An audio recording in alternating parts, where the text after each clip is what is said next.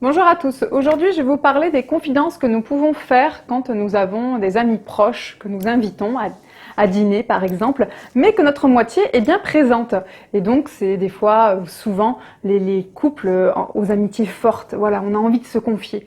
Le problème, quand on va se confier sur une part de notre intimité dans le couple et que notre moitié est présente, eh bien, en général, ça va donner suite à des disputes, des violences et des rancœurs, tout simplement aussi, si ça n'éclate pas.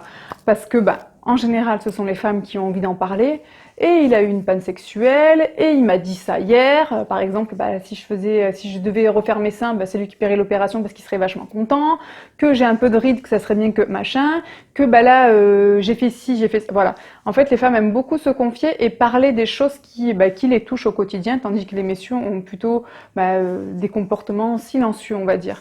Et donc, quand il y a un couple de confidence comme ça, on va étaler un petit peu notre vie devant notre moitié qui, d'un, n'était pas préparé et de deux, n'a pas du tout envie d'avoir le point de vue d'autre personne, sinon il aurait fait la démarche tout simplement.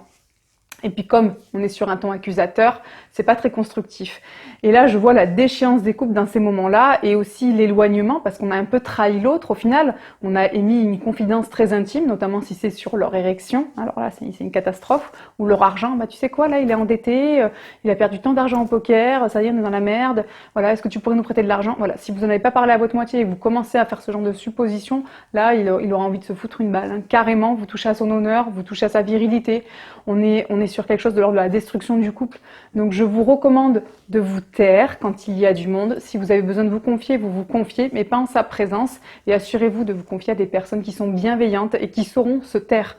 Parce qu'on touche à vraiment des points très intimes du couple. Et ça a ses limites, bien entendu. Voilà, je vous remercie de m'avoir écouté et je vous dis à bientôt.